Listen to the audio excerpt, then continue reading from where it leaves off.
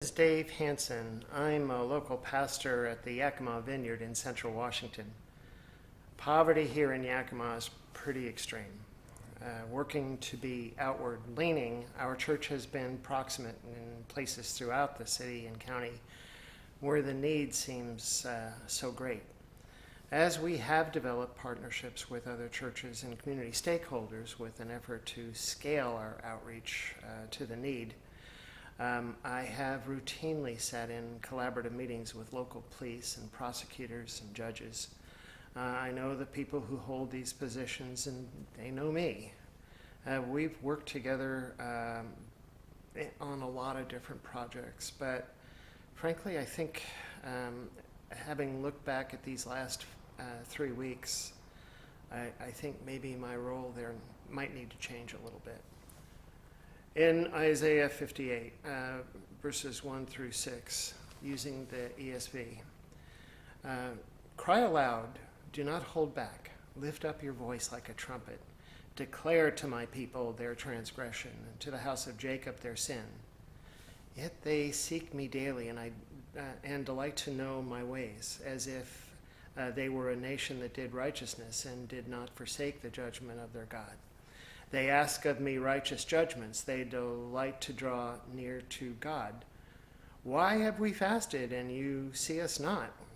Why have we humbled ourselves and you take no notice of it? Behold, in the day of your fast you seek your own pleasure and oppress all your workers. Behold, you fast only to quarrel and to fight and to hit with a wicked fist. Fasting like yours this day will not make your voice to be heard on high. Is such the fast day that I choose? A day for a person to humble himself? Is it to bow down his head like a reed and to spread sackcloth and ashes under him?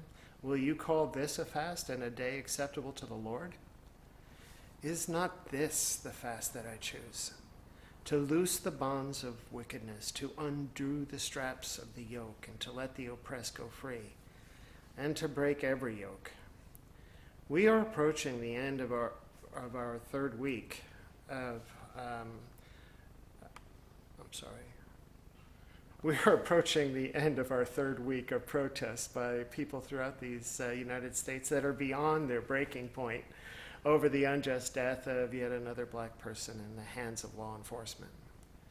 The cause of George Floyd's tragic death isn't limited to the 4 police officers implicit with his death, but is moreover indicative of ingrained racial prejudice and disparity of people of color throughout our criminal justice system. Speaking from a criminal and social justice background, the ratio of those incarcerated in the U.S. Being people of color makes clear this is a very gross injustice, and it's ongoing.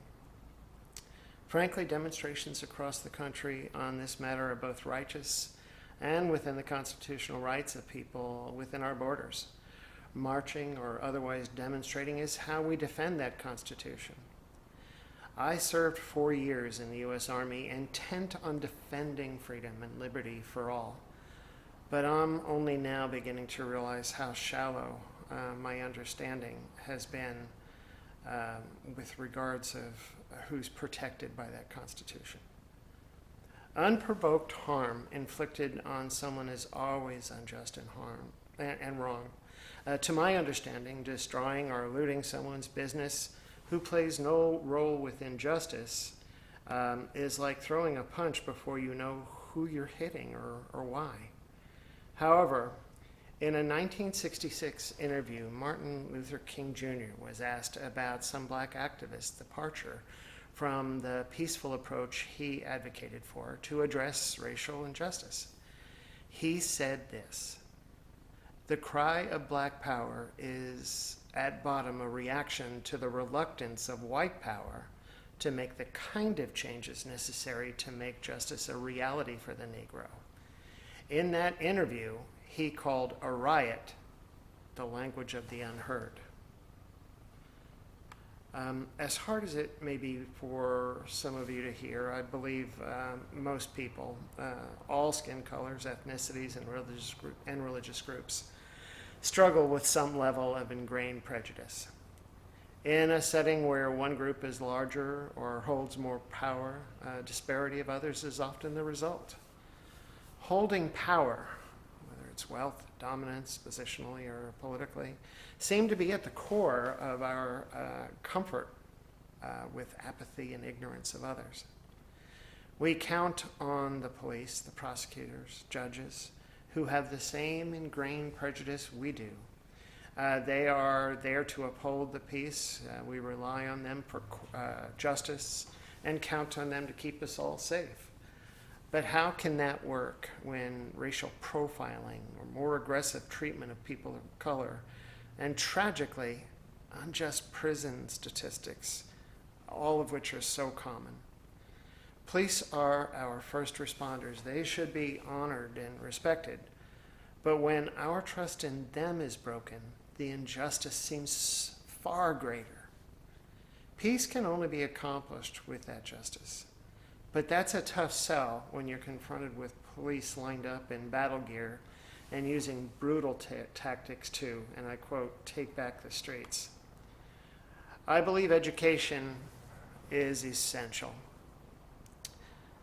At the very least, police training, especially where profiling and statistics are concerned, must be completely overhauled.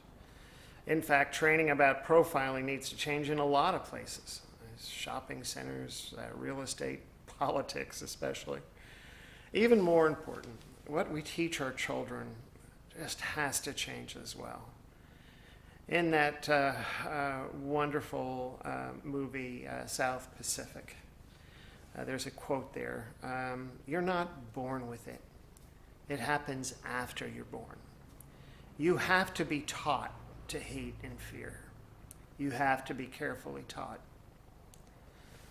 Imagine a world where the focus was on reconciliation and restorative justice instead of oppressive punishment, pain, and suffering, where people that are struggling with mental illness and poverty and homelessness, who struggle with addictions, that we help them with love and not discard them to the system.